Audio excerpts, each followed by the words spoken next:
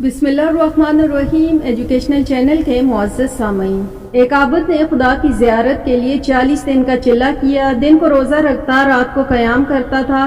اعتکاف کی وجہ سے خدا کی مخلوق سے یکسر کٹا ہوا تھا اور اس کا سارا وقت آہوزاری اور راز و نیاز میں گزرتا تھا۔ 36ویں رات اس عابد نے ایک آواز سنی، شام کو تانبے کے بازار میں فلاں تانبا ساز کی دکان پر جاؤ اور اپنے مراد پالو۔ عابد وقت مقرر سے پہلے پہنچ گیا اور مارکیٹ کی گلیوں میں تانبا ساز کی اس دکان کو ڈھونڈنے لگا۔ وہ کہتا ہے کہ میں نے ایک بوڑھی عورت کو دیکھا جو تانبے کی دیچکی پکڑے ہوئے تھی اور اس پر تانبا ساز کو دکھا رہی تھی۔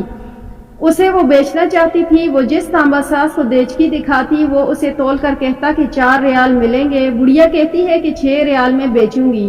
کوئی تانبا ساز اسے 4 ریال سے زیادہ دینے کو تیار نہ تھا۔ آخر کار وہ بڑھیا ایک تانبا ساز کے پاس پہنچی۔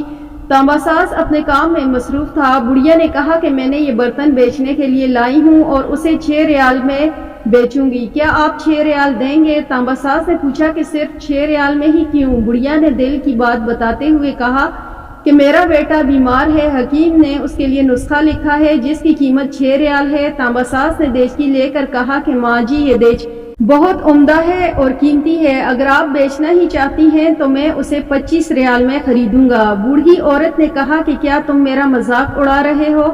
کہا ہرگز نہیں، میں باقی 25 ریال میں دوں گا۔ یہ کہہ کر اس نے برتن لیا اور بوڑھی عورت کے ہاتھوں میں 25 ریال تھما دیے۔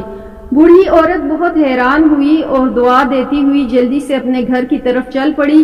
عابد کہتا ہے کہ میں سارا ماجرا دیکھ رہا تھا۔ جب وہ بڑھیا چلی گئی تو میں نے تانبے دکان والے سے کہا کہ چچا لگتا ہے آپ کا کاروبار نہیں آتا، بازار میں کم و بیش سبھی تانبے والے اس دیچکی کو تولتے تھے اور 4 ریال سے زیادہ کسی نے بھی اس کی قیمت نہ لگائی، وہ آپ نے 25 ریال میں اس سے خریدا تھا۔ بوڑھے تانبے ساز نے کہا کہ میں نے برتن نہیں خریدا، میں نے اس کے بچے کا نسخہ خریدنے کے لیے اسے پیسے دیے، میں نے 1 ہفتے تک اس کے بیمار بچے کی دیکھ بھال کے لیے پیسے دیے، میں نے اسے اس لیے یہ قیمت دی کہ گھر کا باقی سامان بیچنے کی نوبت نہ آئے۔